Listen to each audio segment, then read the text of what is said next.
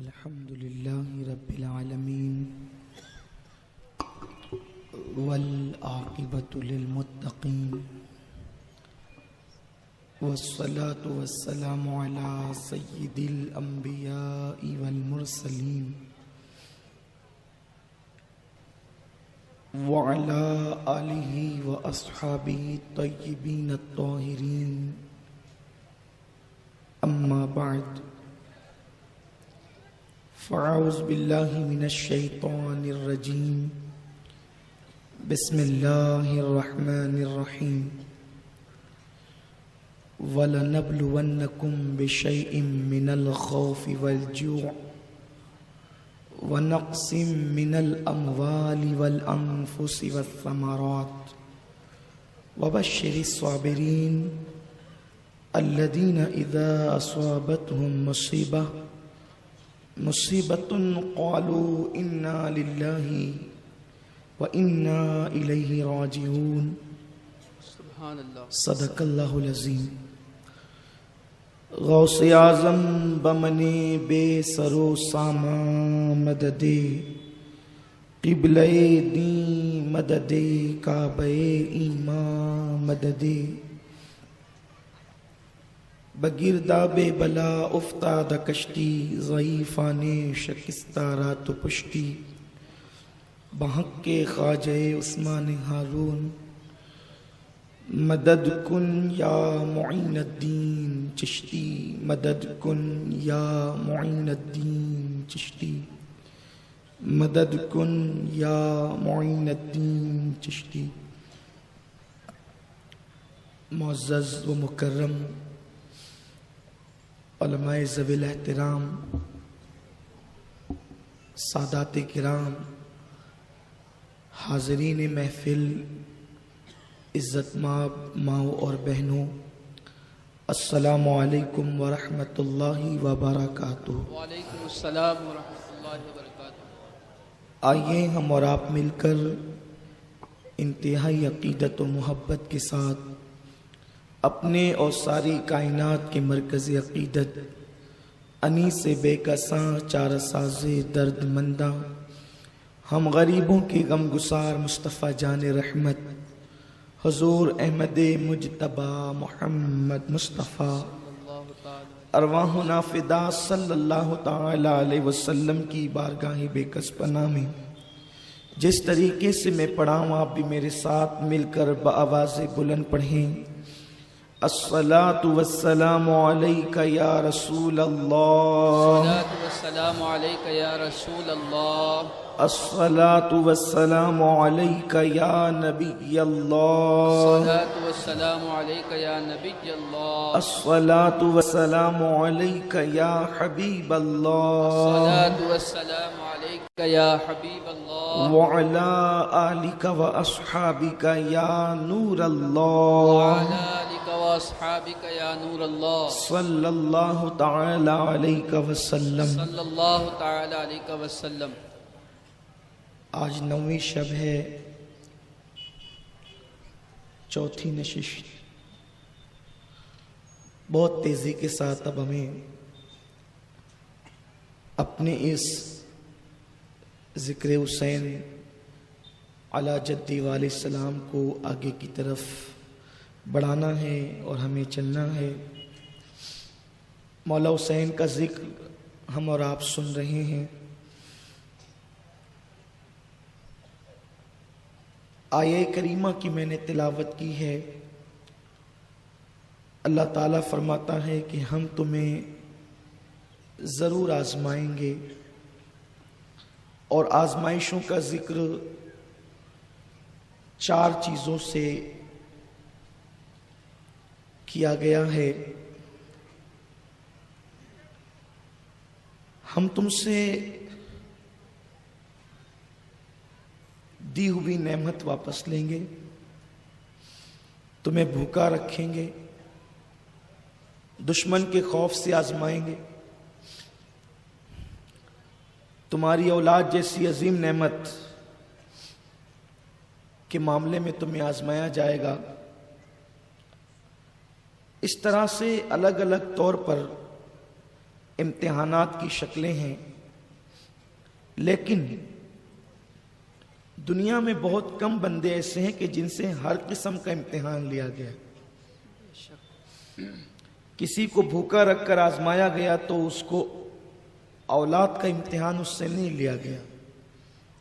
کسی سے اولاد کا امتحان لیا تو اسے بھوکا نہیں رکھا. کسی پہ دشمن کا غلبہ کیا تو اولاد اور بھوک سے اس کا امتحان نہ لیا. لیکن مولا حسین اس امتحان گاہ میں قدم رکھنے والی شخصیت کا نام ہے کہ امتحانات کی جتنی قسمیں ہو سکتی تھی اللہ تعالیٰ نے سارے امتحان لی.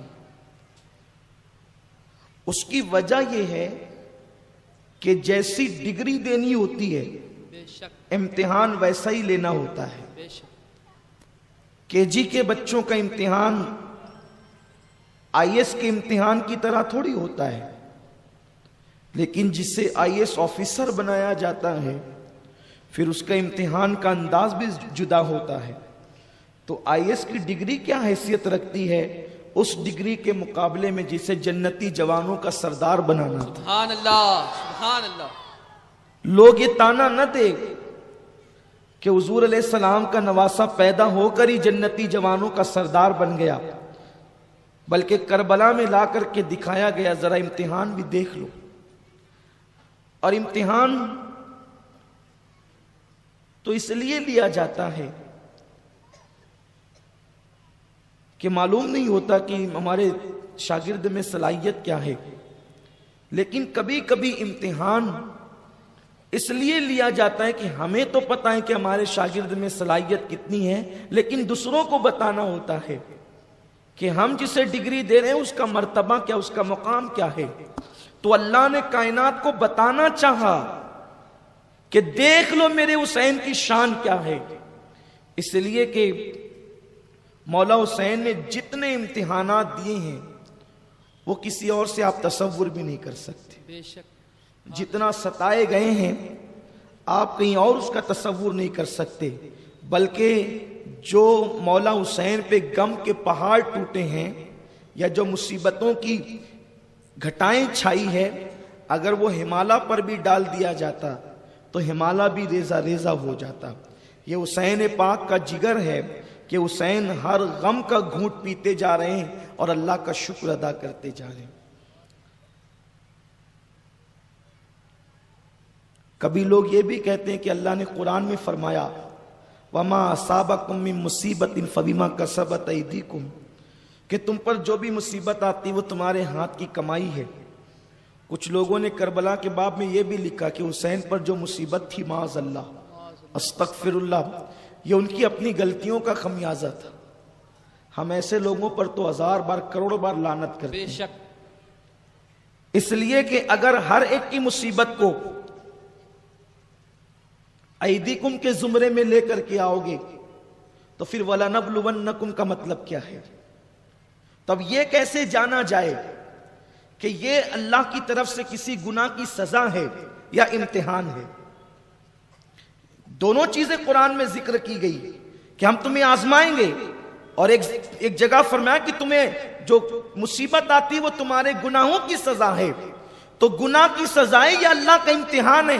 اسے مانا کیسے جائے، کیسے جانچا جائے؟ تو مفسرین نے فرما دیا کہ جس مصیبت میں تم اللہ سے دور ہو جاؤ وہ اللہ کی طرف سے عذاب ہے، اور جو مصیبت تمہیں اللہ کے قریب کر دے وہ اللہ کی طرف سے امتحان ہے. اب دیکھو مصیبتوں نے حسین کو اللہ سے دور کیا یا قریب کیا. نادان کو اتنا بھی قریب ہو سکتا ہے کہ سارے زخم سے چور ہو کر کے جب سر سجدے میں رکھتا ہے تو جام شہادت نوش کرتا ہے. اس سے بڑا ثبوت کیا ہے کہ حسین امتحان دے رہے تھے. اور پھر وہ مولا حسین جسے مدینہ منورہ چھڑوایا جا رہا ہے، مکہ المکرمہ چھڑوایا جا رہا ہے، اس حسین پاک کی عظمت کیا ہے؟ بس ایک بات عرض کر کے اپنی گفتگو کو کل کی گفتگو سے جوڑ دیں گے. جو یزید پلید اتنا ظلم کر رہا ہے، کیا اسے معلوم نہ تھا کہ حسین کون ہے؟ کیا اس کی آنکھوں سے چھپا ہوا تھا کہ مولا حسین کون ہے؟ آئیے مولا حسین کی عظمت صحابہ کے درمیان کیا تھی۔ امام ذہبی رحمت اللہ تعالی علیہ لکھتے ہیں، یہ ذہبی محدث بھی ہیں، مورخ بھی ہیں، بڑے مرتبے ہیں ان کے۔ وہ لکھتے ہیں کہ مولا حسین کا عالم شباب تھا، عین جوانی کے دن تھے۔ مدینہ منورہ کے ایک محلے میں میت ہو گئی تو میت پر اہل مدینہ کی یہ تمنا ہوئی کہ جنازے کی نماز، چونکہ اب نبی تو ظاہری طور پہ وصال کر چکے ہیں، تو ہمارے خاندان کے فرد کی نماز جنازہ آل نبی پڑھائیں گے، اولاد رسول پڑھائیں گے۔ تو انہوں نے مولا حسین کو مدعو کیا کہ ہمارے خاندان میں میت ہو گئی، لہٰذا آپ تشریف لائیں، اور دنیا سے جانے والا حضور کا صحابی ہیں، اگر آپ آ کر ان کے جنازے پہ نماز پڑھ دیں تو آل نبی کی آمد ہم یہ سمجھیں گے کہ نبی کی آمد ہو گئی۔ مولا حسین جنازے میں تشریف لے گئے۔ جب جنازے میں گئے تو آپ نے جنازے کے دور اپنی نالین اور اپنی جوتیاں اتار دی، اور اپنی جوتیاں اتارنے کے بعد آپ جنازے کے قریب کھڑے ہوئے۔ آپ نے نماز جنازہ پڑھائی، اور جب نماز جنازہ پڑھا لی تو آپ لوگ اچھی طرح سے جانتے ہیں کہ اگر جوتیاں اتار کر کے آدمی مٹی پر چلے تو اس کے تلووں میں مٹی تو لگے گی۔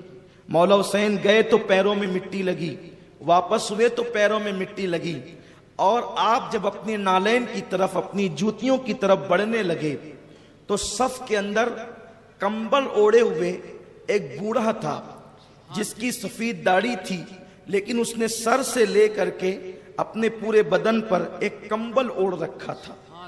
غالباً وہ دن سردی کے دن رہے ہوں گے، تو اس وجہ سے اس بوڑھے کو کوئی پہچان نہیں سکتا تھا۔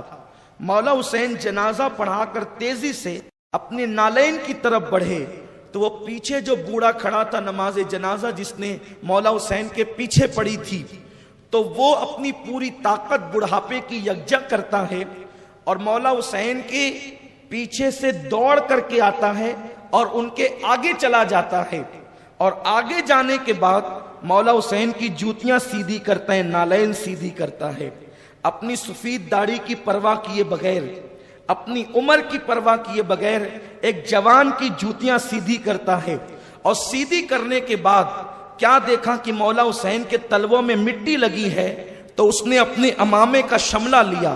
امامے کا یہ حصہ شملہ کہلاتا ہے، جسے لوگ شملہ بھی کہتے ہیں۔ شملہ لیا اور مولا حسین کے پیروں کو اٹھا کر تلوے کی مٹی اپنے امامے کے شملے سے صاف کرنی شروع کی۔ لوگ حیران تھے، آخر یہ مقدس بوڑھا کون ہے کہ جو اپنی امامے کے شملے سے شہزادہ رسول حسین ابن علی کے تلووں کی مٹی کو صاف کرتا ہے۔ جب لوگوں نے رشک بھری نگاہوں سے اس بوڑھے کے چہرے کی طرف جھانکا تو وہ کوئی معمولی بوڑھا نہیں تھا، وہ حضرت ابو ہریرہ تھے جو اپنے امامے سے حسین کے تلووں کی مٹی کو صاف کر رہے تھے۔ یہ مولا حسین کی شان ہے، یہ مقام ہے مولا حسین کا۔ یزید پلید کی حیثیت کیا ہے؟ جنہوں نے رسول اللہ سے براہ راست علم حاصل کیا، جو صحابیت کے درجے پہ فائز تھے، وہ امامہ کے شملے کی پرواہ کی، وہ جانتے تھے یہ ہمارا تاج ہے، یہ فرشتوں کا تاج ہے، لیکن یہ تو حسین کا تلوہ ہے۔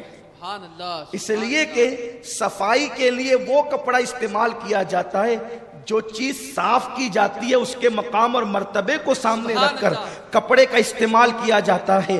ارے رستے کا کپڑا اٹھا کر کے کوئی اپنی بائک صاف کر لیتا ہے، لیکن اللہ اکبر، لوگ آئینہ صاف کرنے کے لیے کپڑوں کا استعمال نہیں کرتے، لوگ تو اس کے لیے اچھے سے پیپر کا استعمال کرتے ہیں۔ اسی طریقے سے اگر زیورات کی صفائی ہو، ہیرے کی صفائی ہو، انداز بدلتا چلا جاتا ہے۔ ابو ہریرہ کے عشق کو کروڑوں سلام ہو کہ اپنے امامے کے شملے سے امام حسین کے تلووں کی مٹی صاف کی۔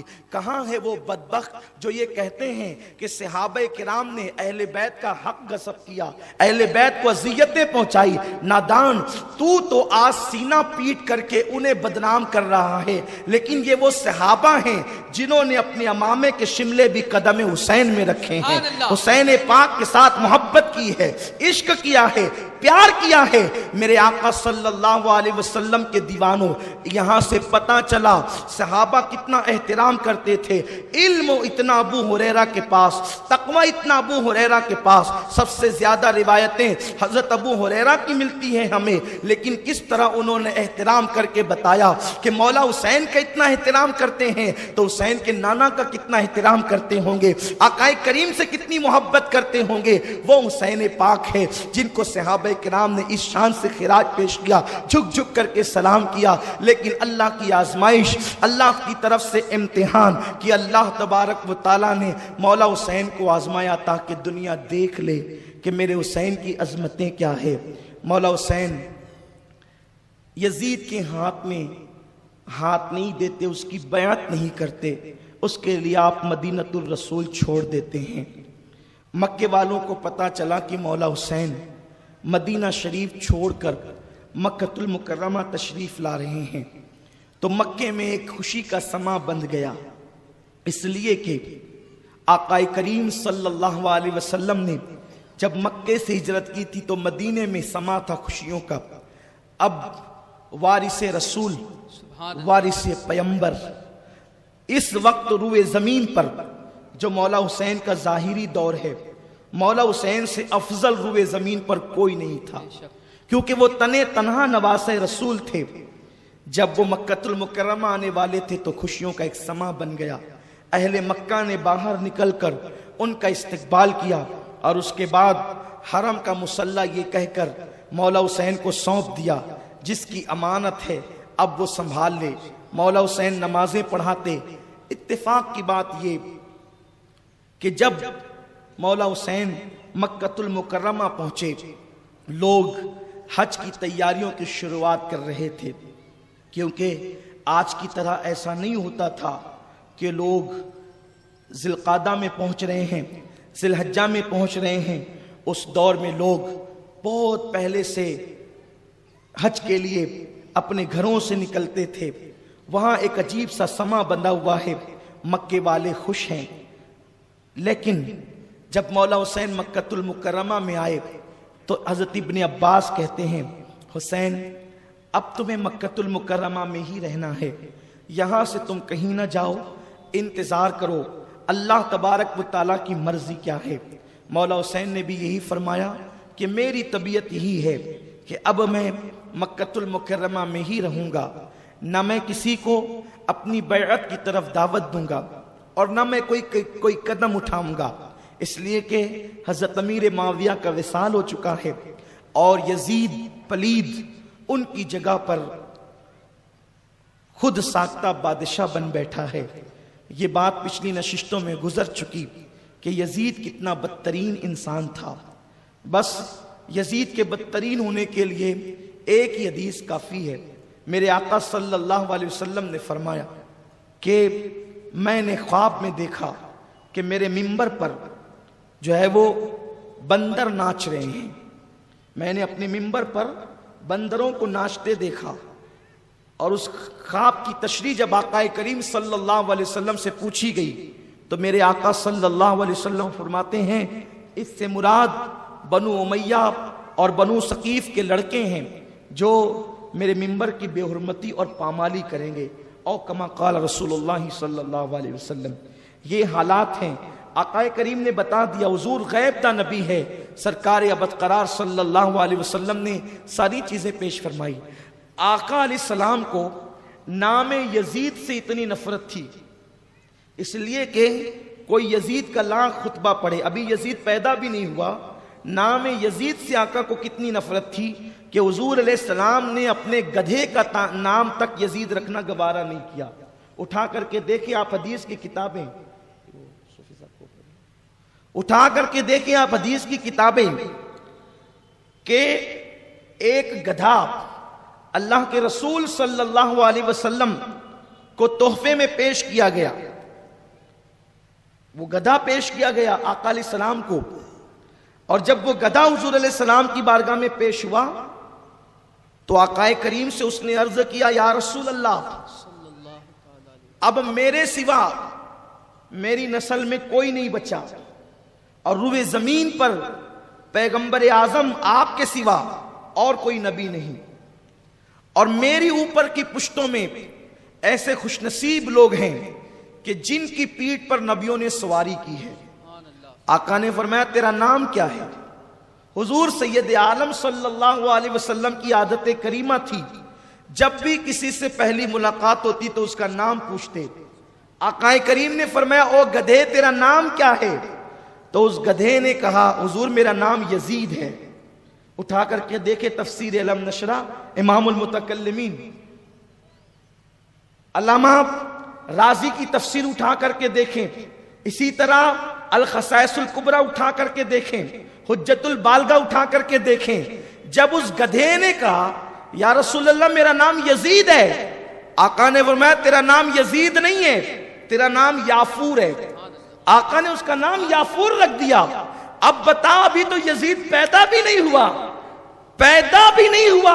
غیب دان نبی کو یہ بھی گوارا نہیں کہ جو گدھا میرا وفادار ہے اس کا نام بھی یزید ہو جائے، اس لیے کہ جہاں یزیدیت ہوگی وہاں وفاداری کبھی نہیں ہو سکتی۔ یہ آقا کریم صلی اللہ علیہ وسلم نے ذہن دیا، مزاج عطا فرمایا ہے۔ حضور نے گدھے کا نام بھی بدل دیا۔ جن حضرات کو یزید سے محبت ہے وہ پھر محفل شہداء اسلام کیوں رکھتے ہیں؟ اگر وہ لوگ رکھنا چاہیں تو محفل یزید رکھ کر کے دیکھیں، پھر ہم بھی دیکھیں گے کہ تمہاری محفلوں میں کتنے یزیدی آتے ہیں، ہم بھی دیکھیں گے، ہم بھی آزمائیں گے۔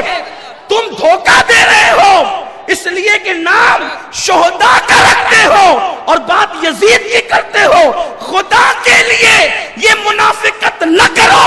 اگر ہمت ہے تو جیسے ہم اپنے سینے کو تان کر کہتے ہیں ہم حسینی ہیں، کبھی اعلان تو کرو کہ ہم یزیدی ہیں۔ سبحان اللہ، سبحان اللہ، نعرہ تکبیر، نعرہ رسالت، نعرہ رسالت، ذکر تاجدار کربلا، سبحان اللہ، سبحان اور ہمارا اعلان ڈھکا چھپا نہیں ہے۔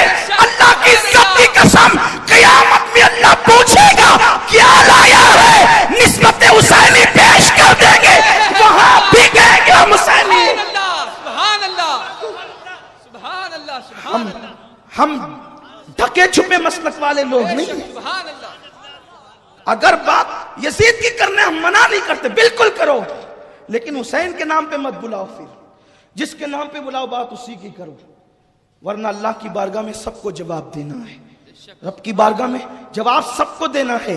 اور جتنی روایتیں میں پہلے دن سے پڑھتا آ رہا ہوں، ایسی کوئی ایک روایت یزید کے متعلق کوئی بیان کرے، کوئی بتائے، قرآن کی کوئی آیت تو پڑھے۔ انا للہ و انا الیہ راجعون۔ عرض یہ کر رہا تھا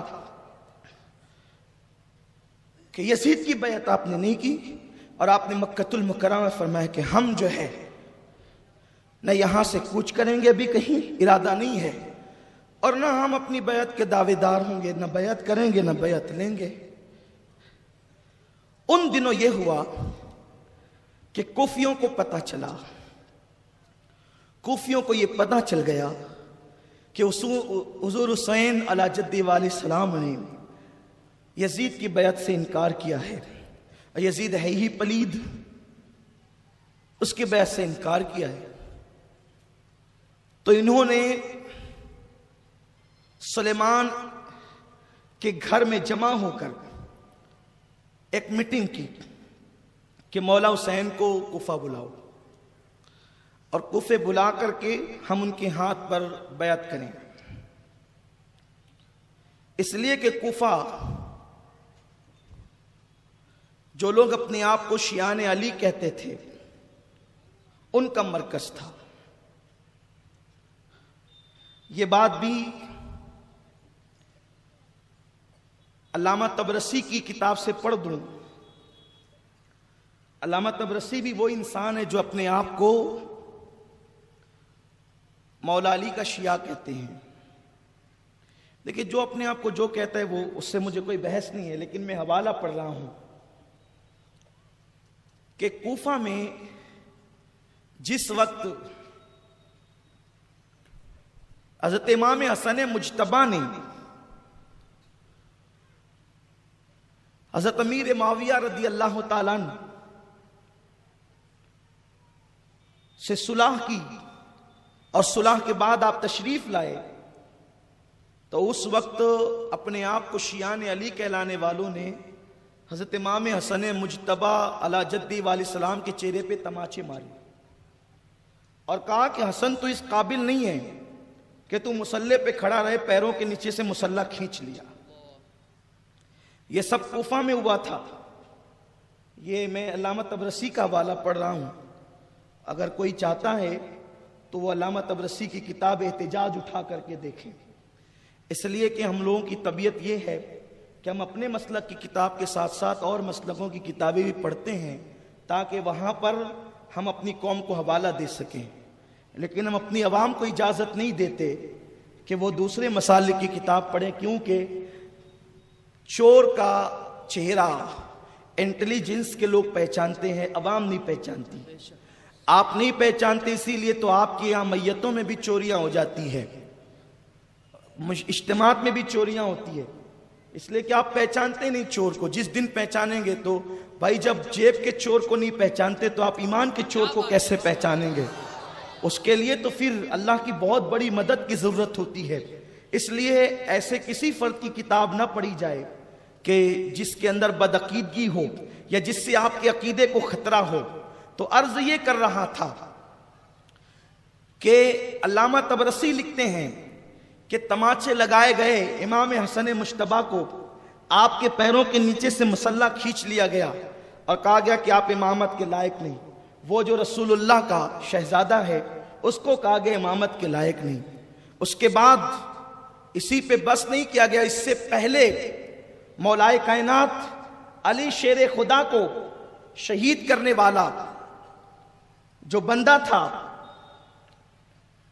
اس پلید کا حال یہ تھا کہ وہ بھی اپنے آپ کو شیعان علی کہتا تھا، اور ایک خارجی عورت پر اس کا دل آ گیا اور اس نے شرط رکھی کہ علی کا سر میرے مہر میں چاہیے۔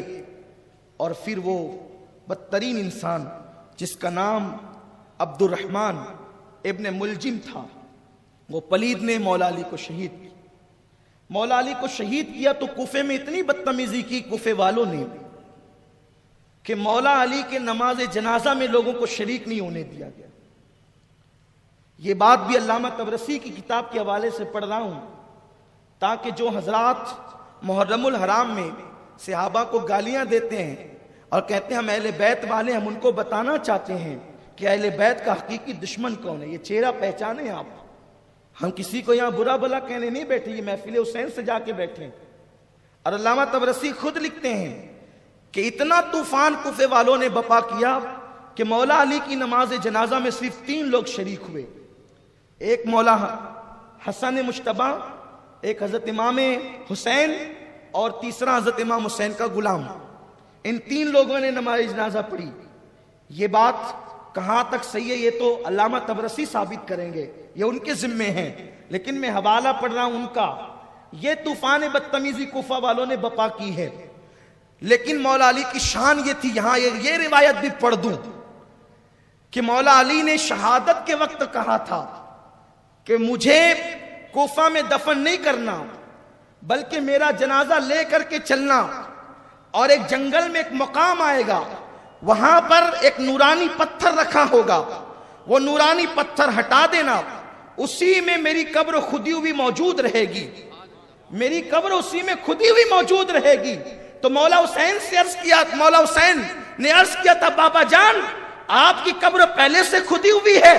فرمایا ہاں، اس لیے کہ حضرت نوح علیہ السلام کا علاقہ یہی علاقہ ہے، یہی وہ علاقہ ہے جہاں حضرت نوح علیہ السلام کو مبعوث کیا گیا، اور اسی کے آس پاس کشتی نوح لگی تھی۔ تو حضرت نوح علیہ السلام کی کشتی کو جو کنارہ ملا تھا وہ پنجتن کے نام کی برکت سے ملا تھا۔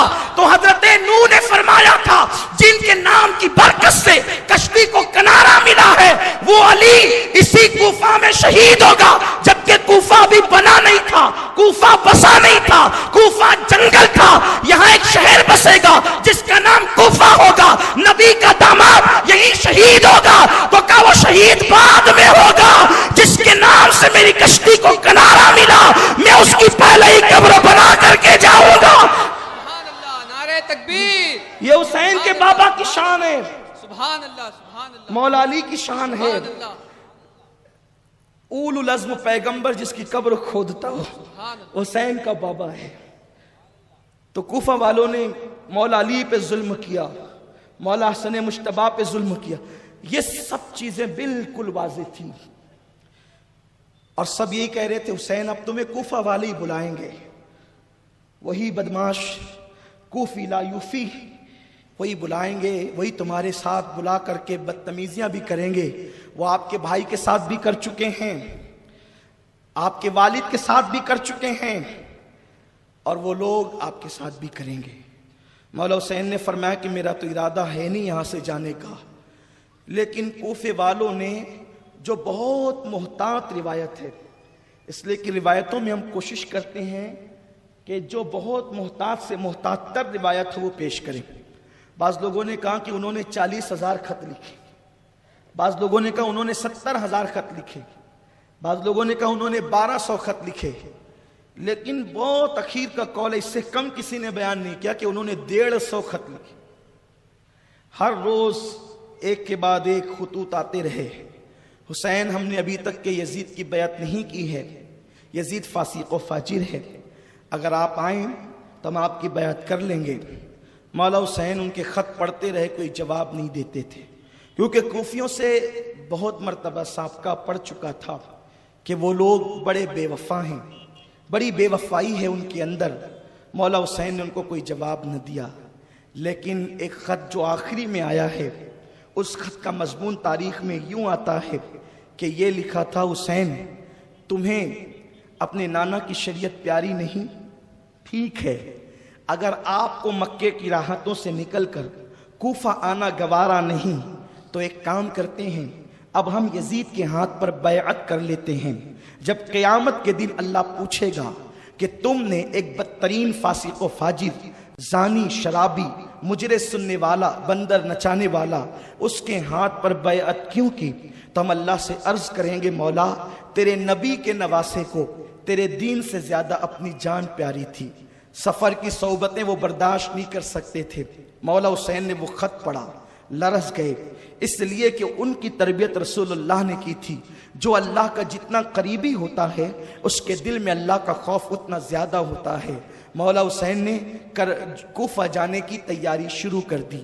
جیسے ہی صحابہ کو پتہ چلا، وہ جو اس وقت کے اکابر تھے جیسے عبد الرحمن ابن ابو بکر، حضرت عبداللہ ابن زبیر، عبداللہ ابن عمر، عبداللہ ابن عباس، ان لوگوں کو پتہ چلا تو ان لوگوں نے کہا حسین آپ ایسا نہ کریں، روئے زمین پر اس وقت تم سے بڑھ کر فضیلت والا، عظمت والا، بزرگی والا کوئی نہیں ہے، آپ نہ جائیں۔ کوفے والوں نے ہمیشہ بدتمیزی کی ہے، دھوکہ دیا ہے، اور اب وہ تمہیں بلا رہے ہیں اور وہ ضرور تمہیں دھوکہ دیں گے۔ مولا حسین نے کہا یہ خط دیکھو، یہ خط دیکھو، اس میں کیا لکھا ہے، اب بھی کوئی راستہ بچتا ہے کہ میں یہاں رکوں؟ اس وقت انہوں نے مشورہ دیا اگر آپ جانا ہی چاہتے ہیں تو ایک کام کریں، پہلے آپ اپنا کسی کو نائب بنا کر کے بھیجیں، اگر وہ وہاں سے اچھی رپورٹ دیں شوق سے جائیں۔ حضرت ابن عباس کہتے ہیں حسین اب تو مجھے وہ دن نظر آتے ہیں جس کی خبر اللہ کے رسول نے دی تھی کہ میرا حسین وادی طف میں شہید کر دیا جائے گا، میدان کربلا میں شہید کیا جائے گا۔ حسین مجھے وہی دن نظر آتے ہیں، خبردار تم نہ جانا۔ اللہ اکبر۔ مولا حسین کو یہ رائے بڑی پسند آئی اور انہوں نے اپنے بھائی چچا کے بیٹے جناب مسلم ابن عقیل کو بھیجنے کا فیصلہ کیا۔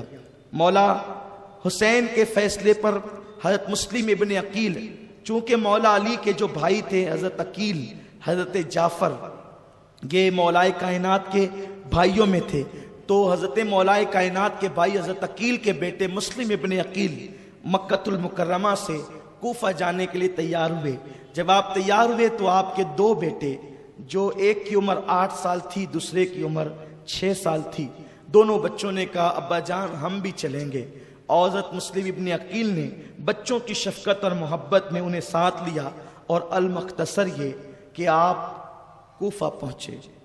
جب مسلم ابن عقیل مولا حسین کے نمائندے بن کر کوفہ پہنچے تو اس وقت ایک دن میں 12,000 لوگوں نے حضرت مسلم ابن عقیل کے ہاتھ پر مولا حسین کے نام سے بیعت کی۔ اس وقت کوفہ کے گورنر صحابی رسول حضرت نعمان بن بشیر رضی اللہ تعالیٰ عنہ تھے۔ حضرت نعمان نے دیکھا لوگ جوک در جوک جو ہے مسلم ابن عقیل کے ہاتھ پہ بیعت کرتے ہیں۔ آپ مسجد میں گئے، مسجد میں جانے کے بعد منبر پہ چڑھے، بھائی دیکھو ایسا مت کرو، کیونکہ یزید کو پتہ چلے گا وہ سختی کرے گا، مسائل پیدا کرے گا۔ تو چونکہ کچھ لوگ یزید کے حامی تھے، انہوں نے کہا ایسی تقریر سے کوئی فائدہ نہیں ہوگا، آپ کوئی کاروائی کریں۔ حضرت نعمان بن بشیر نے کہا کیا میں نبی کی اولاد پہ کاروائی کروں؟ کیسی بات کرتے ہو، میں ان پر کوئی سختی نہیں کر سکتا۔ اور لوگ جوک در جوک مسلم ابن عقیل کے ہاتھ پہ بیعت کرنے لگے۔ اس وقت حضرت مسلم ابن عقیل مختار ابن عبید ثقفی کے گھر پر آپ کا قیام تھا۔ لوگ دھیرے دھیرے بیعت کرتے رہے۔ حضرت مسلم ابن عقیل نے دیکھا کہ حالات بڑے سازگار ہیں۔ محمد اور ابراہیم کو کوئی کندھوں پہ اٹھاتا، کوئی گود میں لیتا، شہزادوں کی طرح زندگی ہو گئی تھی۔ ان دنوں آپ نے خط لکھا، اے ابن رسول، مولا حسین حالات بڑے اچھے ہیں، آپ جلد سے جلد تشریف لے آئیں۔ ادھر مولا حسین کے نام خط گیا، ادھر یزید کو بھی اطلاع بھیج دی گئی کہ نعمان بن بشیر مسلم ابن عقیل پر کوئی کاروائی نہیں کرتے، اور انہوں نے بڑی نرمی کی ہے جس کی وجہ سے لوگ مسلم ابن عقیل کے ہاتھ پہ حسین کے نام سے بیعت کر رہے ہیں۔ اگر تم کوفہ کو بچانا چاہتے ہو تو جلد سے جلد کوئی سخت سے سخت آدمی بھیجو۔ اب آل نبی پر جو سختی کرے ایسا آدمی ان کو چاہیے تھا۔ تو یزید کا دوست سرجون، جس کا ذکر پچھلی نشست میں آپ سن چکے ہیں، یہ یزید کا بڑا پکا دوست، بڑا بدترین آدمی ہے یہ بھی۔ اس نے کہا کہ اگر کوفہ کوئی بچا سکتا ہے تو عبید اللہ ابن زیاد بچا سکتا ہے۔ یہ بات آپ کو بہت واضح طور پہ بتا دینا چاہتا ہوں کہ کوئی بھی بندہ ہو، اگر اس کا شجرہ نسب صحیح ہے کوئی بھی، اگر اس کے خون میں شرافت ہے، یعنی وہ اپنے باپ کی داداؤں کی اولاد میں سے ہے، تو وہ کبھی اہل بیت کا غدار یا گستاخ یا گالی دینے والا نہیں ہوگا، کیونکہ اللہ کے رسول صلی اللہ علیہ وسلم کی حدیث ہے کہ میری اولاد کو ستانے والے تین میں سے کوئی ایک ہی ہو سکتا ہے۔ یہ سرکار کا فرمان ہے، یعنی حضور کی اہل بیت کو اور اولاد کو جو بھی ستائے گا وہ تینوں میں سے کوئی ایک ہوگا۔ اس لیے میں آپ کو بہت سختی کے ساتھ نصیحت کرتا ہوں، بہت سختی کے ساتھ، کہ اگر آپ کے سامنے کبھی آل نبی آ جائے، کیونکہ آج بھی آل نبی موجود ہے، قیامت تک موجود رہیں گے، تو آ جائے، کتنا بھی بڑا مسئلہ ہو، آپ کبھی ان سے نہ الجھیں۔ ان کی داڑیاں اگر منڈی ہوئی دیکھیں آپ کوئی کمنٹ نہ کریں، ان کی بدعملی دیکھیں کوئی کمنٹ نہ کرے، وہ دکھ دے آپ صبر کر لیں۔ کیوں؟ اس لیے کہ مدینہ منورہ میں ایک بہت بڑے ولی رہتے تھے، اور اس مدینہ طیبہ میں حاجی امداد اللہ مہاجر مکی نے یہ واقعہ لکھا ہے، بہت بڑے ولی رہتے تھے، اور مدینہ طیبہ میں چونکہ بہت سارے سادات بھی رہتے تھے، حضور علیہ السلام کی اولاد میں سے سید زادے رہتے تھے۔ ایک اس ولی کی شان یہ تھی کہ صبح اور شام ان کو 2 مرتبہ آقا کا دیدار عالم بیداری میں ہوتا تھا۔ ایک دن ایک سید زادہ ان کے پاس آیا، کوئی غلطی کر دی، ان کو غصہ آ گیا، اور ان کو معلوم نہیں تھا کہ یہ سید زادہ ہے۔ انہوں نے اٹھایا تماچا اور لگا دیا۔ اس کے بعد اس ولی کو کبھی حضور کا دیدار نہ ہوا، دیدار بند ہو گیا ان کو۔ بہت روتے پیٹتے رہے، عبادت کی، لیکن پھر وہ کیفیت نہ ملی، تو وہ اپنے سے بڑے ولی کی بارگاہ میں گئے، انہوں نے مراقبہ کیا اور فرمایا شاید تو نے کسی سید زادے کو ستایا ہے، اس لیے ڈھونڈ اسے۔ بہت غور کیا تو لوگوں نے بتایا کہ وہ جو بچہ آیا تھا وہ سادات میں سے تھا۔ تو جا کر کے جب معافی مانگی، پھر اسی دن ان کو سرکار کا دیدار نصیب ہوا۔ یہ بہت خاص بات آپ یاد رکھنا۔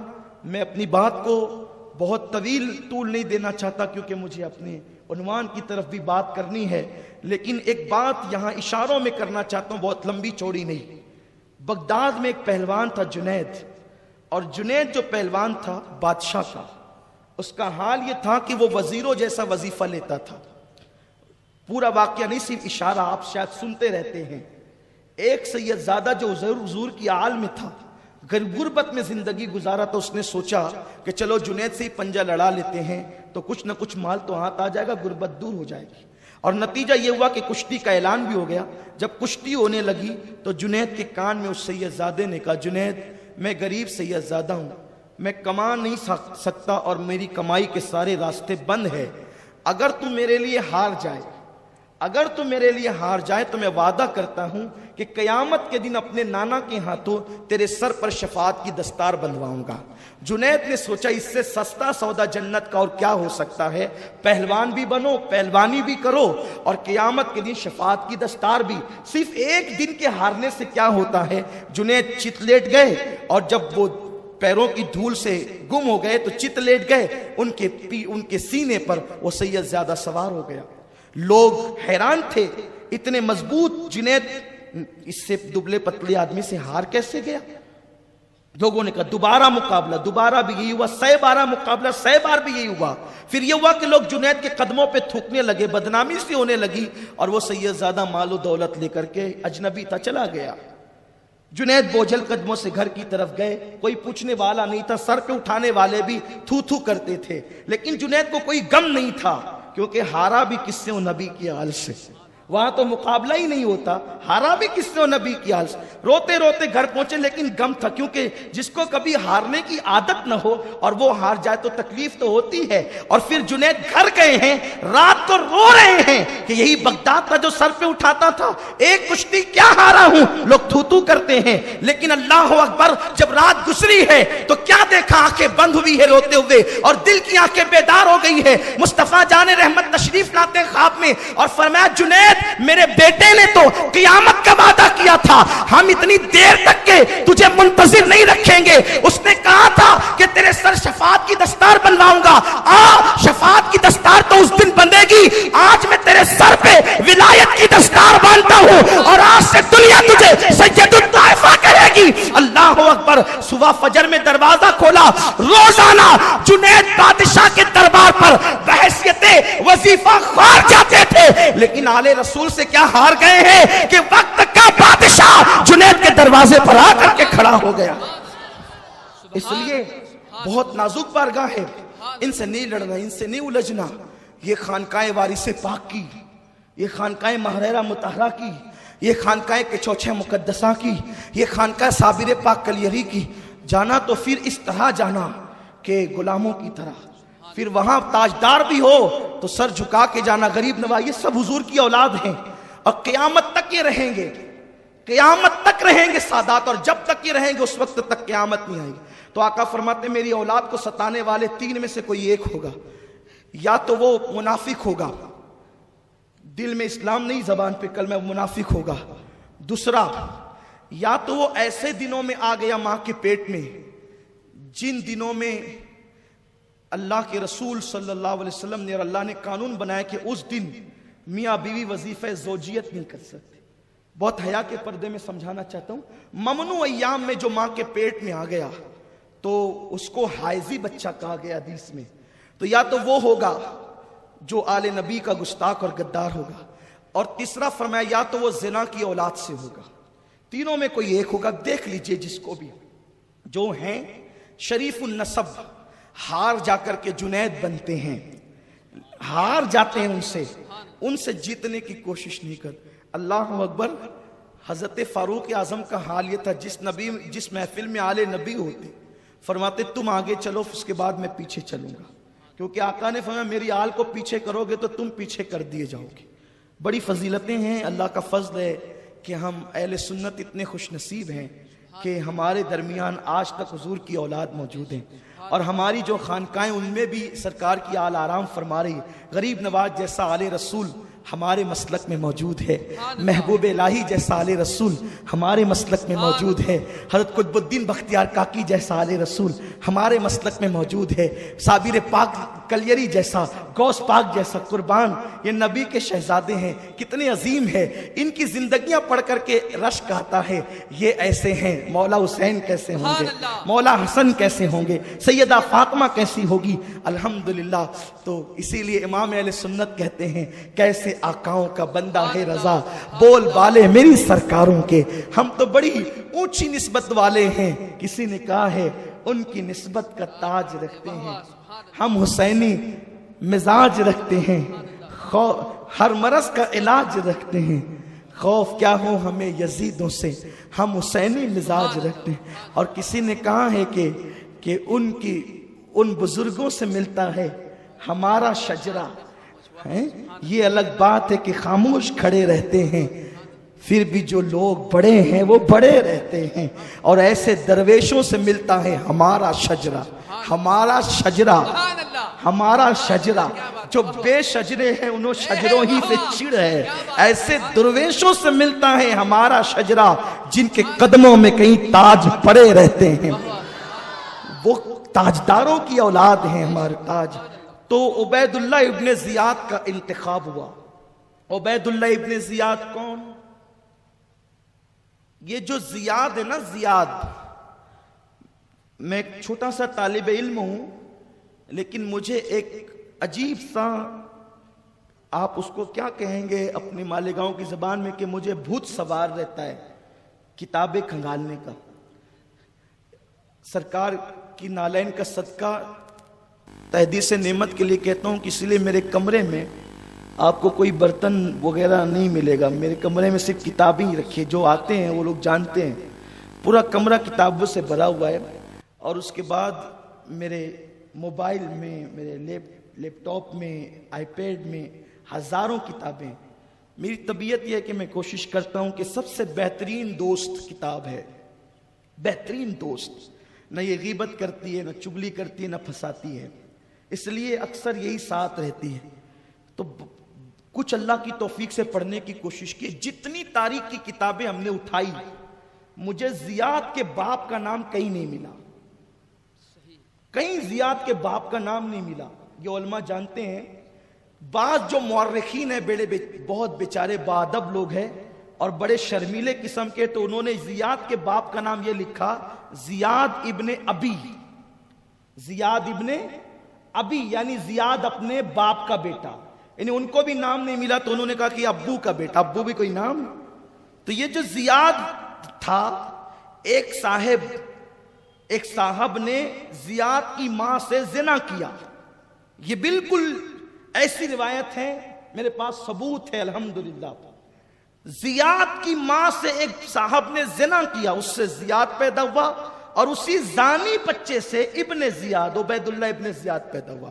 تو اس لیے سرجون نے کہا آل نبی پہ کوئی شدت کر سکتا ہے تو وہ زانی کی اولاد ہی کر سکتا ہے، اس لیے اسی کا انتخاب کیا جائے۔ حالانکہ ابن زیاد سے یزید ناراض تھا، ٹھنا ٹھنی چل رہی تھی، اور اس کو بصرہ کی گورنری سے بھی معزول کرنا چاہتا تھا، لیکن جب آل نبی کی دشمنی کی بات آتی ہے تو یزیدیوں کا طریقہ یہ ہوتا ہے کہ کتنے بھی جھگڑے ہوں گے، سارے جھگڑے چھوڑ کر آل نبی کے خلاف متحد ہو جاتے ہیں۔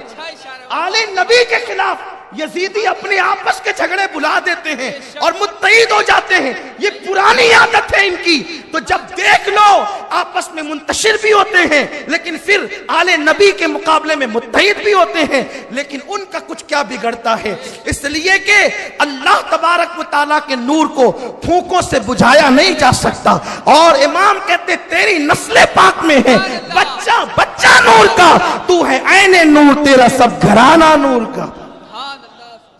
کہا کہ اب اس کا پرموشن کیا جائے، جس کو معزول کیا جا رہا تھا اس کو بڑھایا جائے، کیونکہ آل نبی کا مقابلہ جو کرنا ہے تو اس کو کہتے تیرے بھائی کو بصرہ کا گورنر بنا اور تو کوفہ جا۔ المختصر یہ کہ وہ حجازی لباس پہن کر وہ مکار ابن مکار آیا اور کوفے میں داخل ہوا۔ جب وہ کوفے میں آیا تو لوگ سمجھے کہ مولا حسین آ گئے، چادر ڈال رکھی تھی، مغرب اور عشاء کا درمیانی وقت تھا، مغرب اور عشاء کا درمیانی وقت تھا، اور اس نے چادر کو یوں ڈال رکھا تھا، ایسا، اس طرح سے، یعنی اس طرح سے چادر اوڑ کر کے دھوکہ ہی دیا جا سکتا ہے قوم کو۔ بے شک صحیح بات ہے، واہ واہ کیا بات ہے، واہ واہ سبحان اللہ، اللہم صلی علی سیدنا محمد بہت اچھا ہے۔ اس طرح اس نے چادر ڈالی سبحان اللہ اور چادر ڈال کر کے وہ مغرب اور عشاء کے درمیان سبحان اللہ کوفے میں داخل ہوا. تو لوگ کہتے تھے مرحبا یا ابن رسول، مرحبا یا ابن رسول، مرحبا یا ابن رسول، اے رسول کے بیٹے خوشخبری، خوش آمدید، ویلکم. لوگ کہتے تھے. وہ سب کو گھورتے جاتا تھا کہ یہ کیا ہو رہا ہے. اور جس جس کو پتا چلا لوگ بھاگے بھاگے چلے آئے. حسین آ گئے، مولا حسین آ گئے، مولا حسین آ گئے.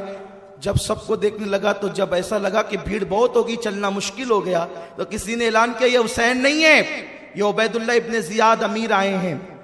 تو لوگ افسوس ملتے ہوئے چلے گئے اور 20-25 لوگ رہ گئے اور وہ داخل ہو گیا گورنر ہاؤس میں. جب وہ گورنر ہاؤس میں داخل ہوا تو اس نے کہا نعمان بن بشیر تم ہٹ جاؤ، تمہیں یزید نے معزول کر دیا.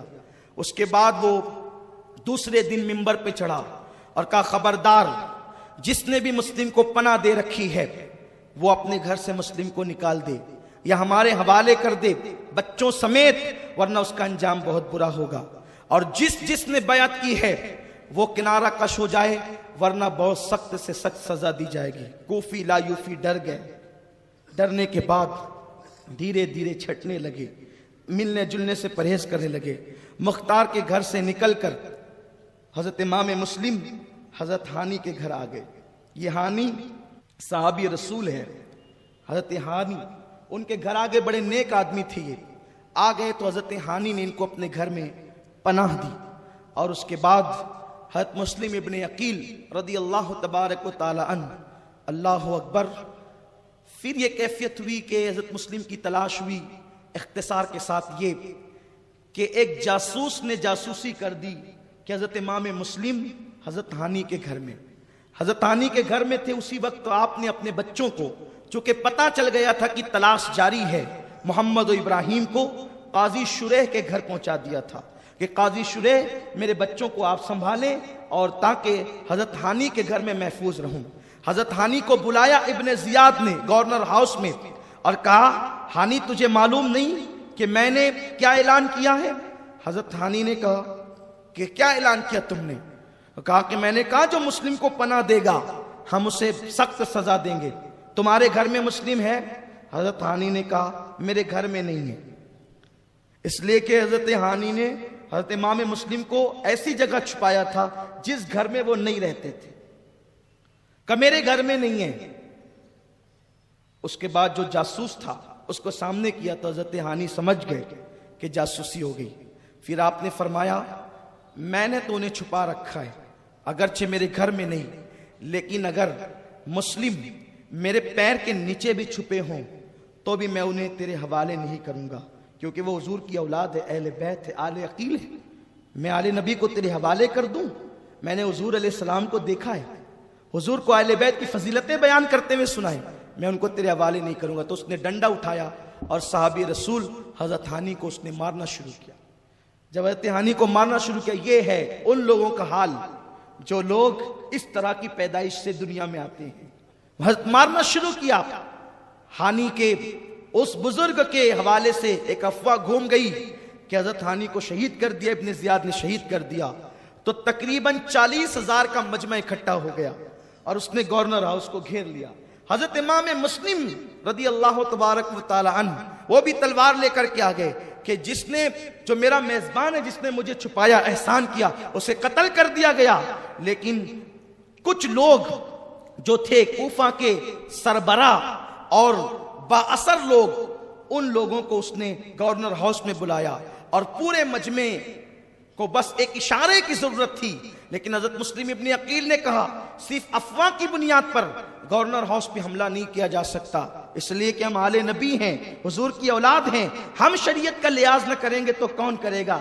ہم پہلے معلوم کریں گے، تحقیق کریں گے کہ حضرت ہانی واقعی شہید ہوئے. تو اوپر سے جو ہے وہ ان لوگوں نے، باثر لوگوں نے کھڑے ہو کر کے کہا لوگوں ہانی قتل نہیں کیے گئے، موجود ہیں، لیکن یہ بات وہ گول کر دیے گئے کہ زخمی ہیں اور ان کو ڈنڈے سے مارا گیا ہے. تو جو لوگ آئے تھے وہ لوگ چھٹنا شروع ہو گئے. اتنے چھٹے کہ صرف 700 لوگ رہ گئے اور جب 700 لوگ رہ گئے، مغرب کی نماز کا وقت آیا، حضرت امام مسلم کوفہ کی جامع مسجد میں نماز پڑھانے کے لیے جب گئے تو آپ نے تکبیر کہی تو پیچھے 700 لوگ تھے، لیکن جب مغرب کی نماز کا سلام پھیرا پیچھے کوئی بھی موجود نہ تھا۔ یہ حال ہوا حضرت مسلم ابن عقیل کا۔ حضرت مسلم ابن عقیل رونے لگے۔ کوفے والوں نے سابقہ روایت کے مطابق تو وہی کیا جو انہوں نے کرنا تھا، اور اس کے بعد آپ وہاں سے نکلے، کوفے کا ہر دروازہ بند تھا۔ جن کے گھر امام مسلم کی دعوتیں ہوتی تھی ان کے دروازے بند ہے۔ جو محمد و ابراہیم کو سر پہ اٹھا کے لے کے چلتے تھے ان کے دروازے بند ہے۔ کوفے والوں نے یہ کیا، حضرت امام مسلم چلتے چلتے آئے تو دیکھا ایک بڑھیا کسی کا انتظار کر رہی ہے، اس کا نام تاریخ میں توعا بتایا جاتا ہے۔ اس سے کہا مائی پانی پلا سکتی ہے، پانی پلا، اس نے پانی دیا، پانی دے کر کے حضرت امام مسلم پانی پی کے وہاں بیٹھ گئے تو اس نے کہا اے اجنبی مسافر جب تو یہاں بیٹھتا کہ میں پانی پی لیا چلا جا۔ کہا مائی میرا کوئی گھر نہیں، میں کوفہ میں مہمان بنا کر بلایا گیا تھا، کوفے والوں نے میرے ساتھ دھوکہ کیا۔ اس بڑھیا نے غور سے دیکھا تو کہا کہ آپ مسلم ابن عقیل ہیں؟ آپ نے فرمایا ہاں۔ کہا میرے مقدر جگہ آپ میرے گھر آ جائیں، سب نے آپ کے لیے دروازے بند کیے تو آپ میرے گھر آ جائیں۔ اس نے بڑی خدمت کی، لیکن اس کا بیٹا، آپ جانتے ہیں کہ ولی کے پیٹ میں شیطان بھی پیدا ہوتا ہے، ایسے آپ نے سن رکھا ہے، تو ویسے ہی وہ اہل بیت کی محب تھی، لیکن اس کا بیٹا بڑا لالچی تھا۔ جب اس نے دیکھا کہ امام مسلم ہمارے گھر میں ہے تو جا کر محمد ابن اشعث اس کو خبر دی، ابن اشعث کو خبر دی، اور اس نے ابن زیاد کو، اور ابن زیاد نے سینکڑوں لوگوں کو بھیجا کہ جاؤ مسلم کو گرفتار کر کے لاؤ۔ اور پھر یہ ہوا کہ توعا کے گھر میں وہ لوگ آئے، اور آنے کے بعد حضرت امام مسلم اچانک جب گھوڑوں کی ٹاپوں کی آواز سننے لگے تو حضرت امام مسلم رضی اللہ تعالیٰ نے تلوار سنبھالی اور دیکھا کہ سینکڑوں لوگ، انہوں نے حضرت مسلم کو گرفتار کرنا چاہا۔ کہا شیر خدا کا شیر اس طریقے سے ہاتھ میں نہیں آ سکتا، اور آپ جنگ کرنے لگے اور لڑنے لگے ان سے۔ وہ تنہا شہزادہ تھا، شیر خدا کی اللہ اکبر بھائی کا بیٹا تھا۔ اللہ اللہ، جب لڑتے ہیں لڑتے لڑتے تھک گئے، زخمی ہو گئے، زخموں سے چور ہو گئے، تو ابن اشعث نے سوچا یہ نبی کی آل ہے، ان پر اس طرح قابو نہیں پایا جا سکتا، تو اس نے یہ کیا کہ میں آپ کو امان دیتا ہوں۔ آپ جب امان دی تو آپ نے اپنی تلوار نیام میں رکھ لی، اور پھر حضرت امام مسلم رضی اللہ تبارک و تعالیٰ عنہ کو وہ لوگ گورنر ہاؤس تک لے گئے۔ جب گورنر ہاؤس لے گئے تو آپ کے کمر میں جو تلوار لٹکی ہوئی تھی اس تلوار کو ان لوگوں نے خاموشی کے ساتھ نکال لیا۔ امام مسلم نے کہا انا للہ و انا الیہ راجعون، کوفے والو یہ تمہارا دوسرا دھوکہ ہے، تم نے مجھے امان دی اور اب تم نے میری تلوار نکال لی، اس کا مطلب تمہارا خیر کا ارادہ نہیں ہے۔ اور آپ جب کوفہ کے گورنر ہاؤس میں داخل ہوئے تو آپ نے ابن زیاد بدنہاد بانی فساد کو سلام نہیں کیا، تو اس کو غصہ آیا، آپ مجھے سلام نہیں کرتے۔ فرمایا کہ تو میرے قتل کا در پہ میں تجھے سلام کروں، آل نبی کے دشمن کو سلام کروں؟ ہمارے یہاں سلام کا ایک معیار ہے، ہمارے کو سلام نہیں کرتے، سلام ہم انہی کو کرتے ہیں جو نبی اور آل نبی کو سلام کرتا ہے۔ سلام کا ہمارے یہاں بڑا عظیم معیار ہے، جن کے یہاں سلام رسم ہے وہ جسے چاہیں کر دیں، لیکن ہمارے یہاں سلام دعا ہے، اور ہم نبی کے دشمنوں کو دعا نہیں دیتے، ہم اہل بیت کے غداروں کو دعا نہیں دیتے، ہم تو شاکوں کو دعا دیتے ہیں۔ اللہ اکبر۔ تو عرض یہ کر رہا تھا ابن زیاد کو سلام نہیں کیا۔ لوگ ہم سے کہتے ہیں اخلاق سیکھو، اخلاق، ہم کہتے ہیں آل نبی کے اخلاق ہم نے سیکھ لیے ہیں، ہم انہی کو سلام کرتے ہیں جو نبی کو سلام کرتے ہیں۔ حسین تم کو زمانہ سلام کہتا ہے، جلال قبہ خضرا سلام کہتا ہے، تمہیں حرم کے مینارے سلام کہتے ہیں، تمہیں قرآن کے پارے سلام کہتے ہیں، خدا گواہ ہے کہ نانا سلام کہتا ہے۔ ہمارے یہاں سلام کا معیار ہے۔ اللہ پاک قرآن میں بھی سلام بھیجتا ہے تو کن پر؟ اللہ اکبر۔ ارشاد فرماتا ہے سلام قولا من رب الرحیم وامتازوا اليوم ایھا المجرمون۔ اللہ فرماتا ہے ہم سلام نازل کریں گے قیامت کے دن اور کہیں گے مجرموں کو نکالو۔ اللہ بھی سب کو سلام، وہ رحمان ہو کر سب کو سلام نہیں پڑھتا، سب کو سلام نہیں کرتا، وہ چھاٹ چھاٹ کر کے سلام کرے گا۔ سلام ان پر جو نبی کے وفادار، اور مجرموں کو چھاٹ دیا جائے گا۔ اللہ فرماتا ہے سلام علی الیاسین، اے یاسین میرے حبیب تیری اولاد پر سلام۔ اللہ علیہ ہم نے کہا سلطان کربلا کو ہمارا سلام ہو۔ یار یہ تو نبی پہ سلام پڑھتے پڑھتے اب کربلا والوں پہ بھی سلام پڑھتے ہیں، یہ کہاں سے لائے؟ ہم نے کہا یہ سلام علی الیاسین سے لائے ہیں۔ سبحان اللہ۔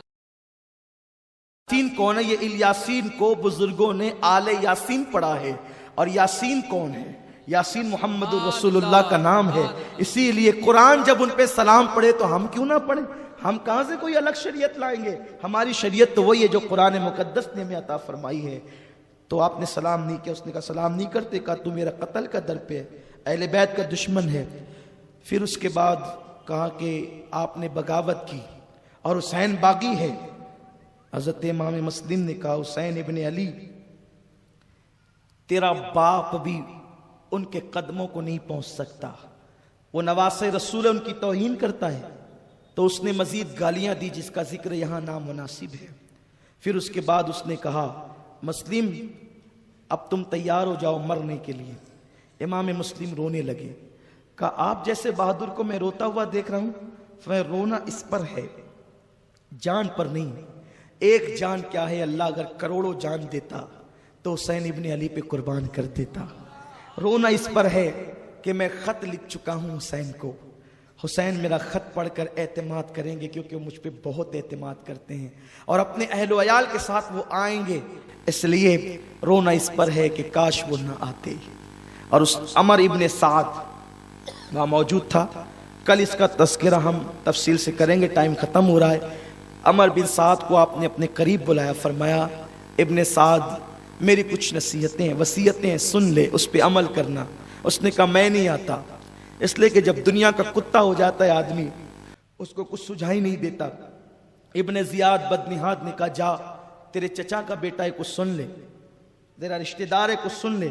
تو اس وقت وہ قریب آیا، آپ نے فرمایا 700 درہم کا میں مقروض ہوں کوفہ میں، تو میرا گھوڑا اور ساز و سامان بیچ کر کے وہ قرض ادا کر دینا، اور میرے بچوں کو مدینہ طیبہ تک پہنچانے کا انتظام کر دینا۔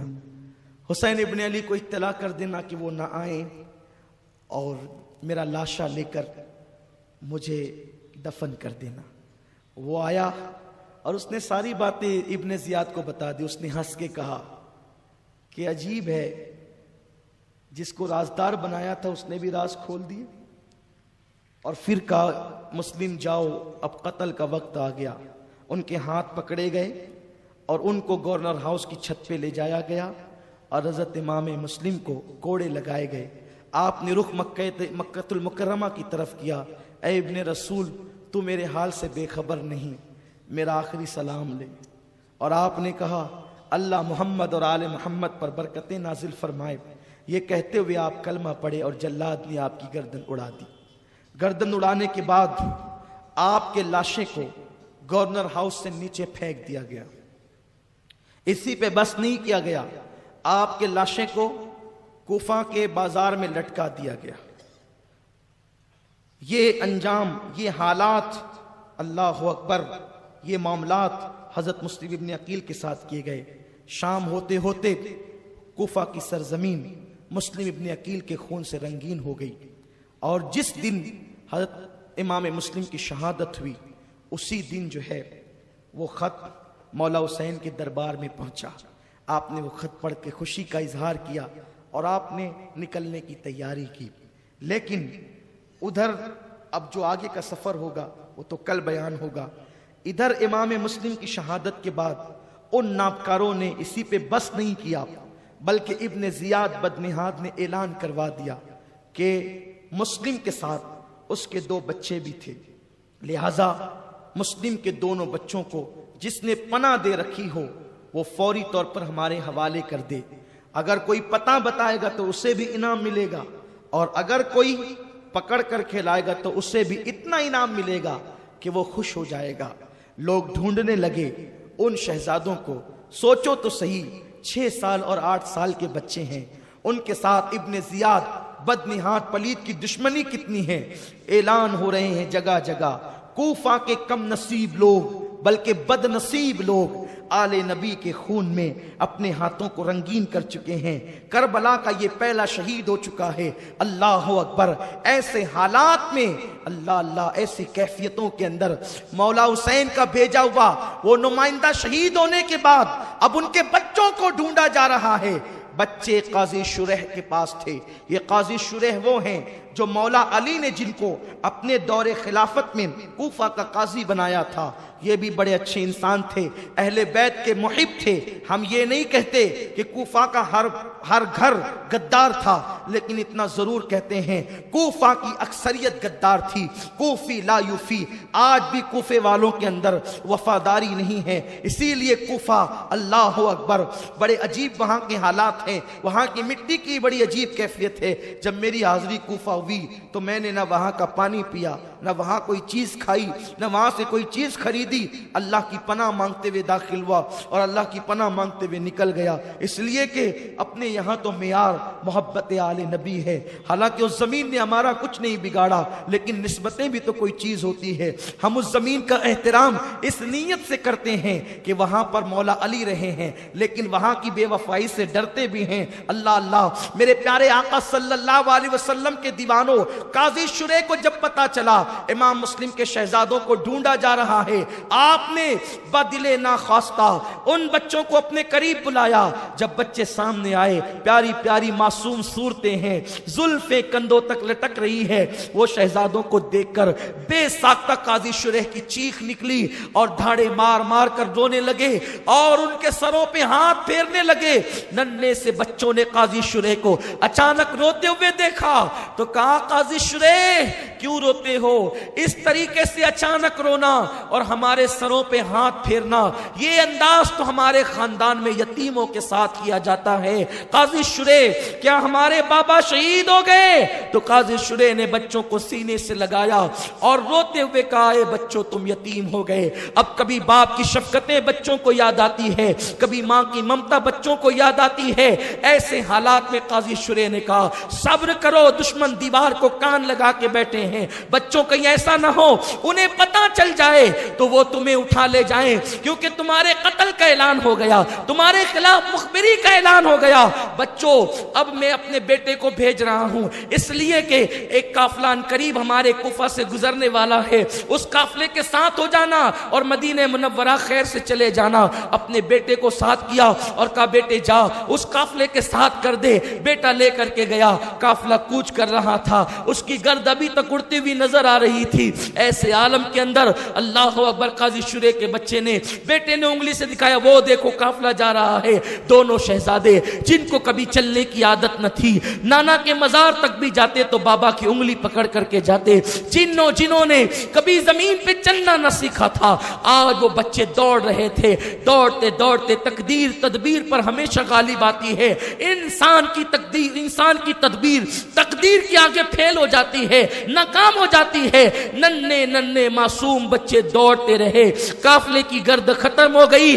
ایسے عالم کے اندر اللہ اکبر، وہ بچے پوری رات دوڑتے رہے، کانٹا چبھتا تو سہم کر کے آپ پکارنے لگتے، پتہ کھڑکنے کی آواز آتی، ایک دوسرے سے لپٹ جاتے۔ رات کی تاریکی ہے، داغ یتیمی ہے، جنہوں نے اللہ اکبر پھولوں کی سیج پر زندگیاں گزاری تھی، آج ان کی راہوں میں کانٹے بچھے تھے۔ یتیمی کا داغ الگ تھا، ماں سے دوری الگ تھی، دارالامان مدینہ منورہ کی فرقت الگ تھی۔ ایسے میں دونوں بچے اللہ اکبر ایک جنگل میں کانٹوں سے پیر چھلنی ہو گئے تو بیٹھ گئے۔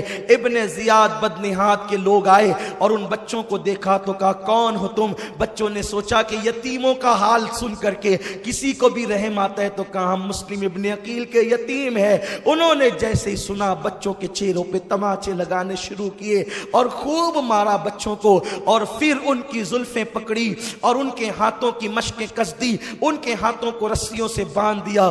وہ شہزادے جن کے پیر بھی فرشتے چومنے میں فخر محسوس کرتے ہوں، دامن نچوڑ دے تو فرشتے وضو کریں, جن کی بات یہ ہو ان کے گھر میں بے اجازت جبرائیل آتے نہیں. ان لوگوں کے ہاتھوں کو پیروں کو باندھ دیا گیا اور زلفیں پکڑ کر کے گھسیٹنے لگے.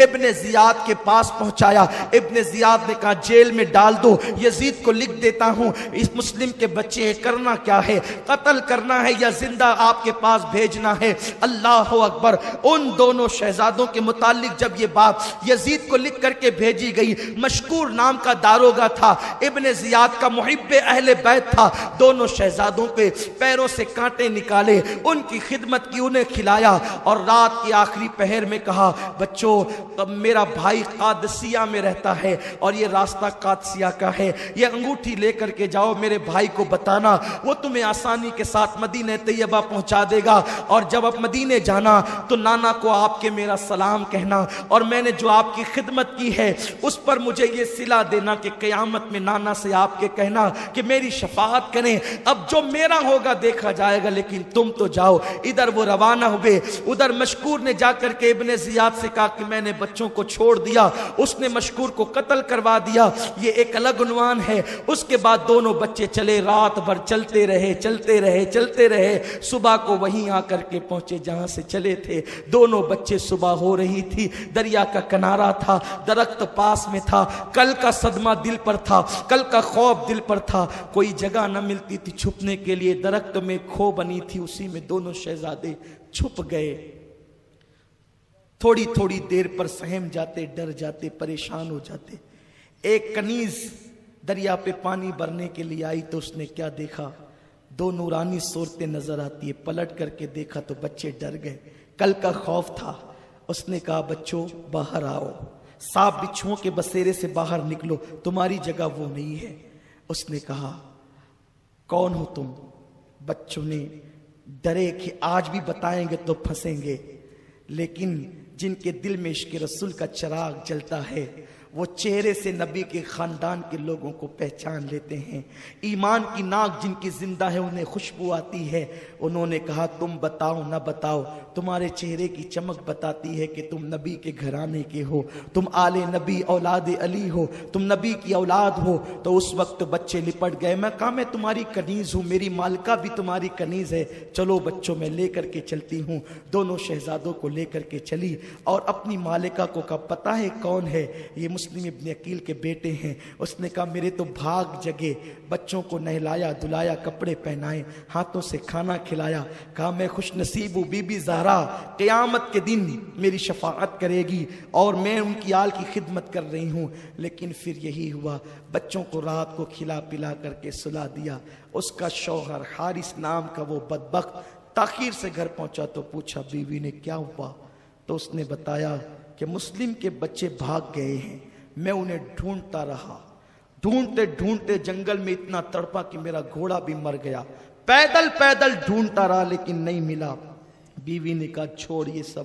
کہا چھوڑ کیا, اس سے بہتر انعام کا موقع اب کب ہاتھ آئے گا, مالدار بننے کا اس سے بڑا موقع کب ہاتھ آئے گا. کہا کہ وہ رسول کی آل ہے, بھول جا انہیں, ایسا مت کر. نہیں مانا. سوچا کہ یہ بدبخت نہیں مانے گا, کھلایا پلایا, اس بدبخت کو سلا دیا, سویا.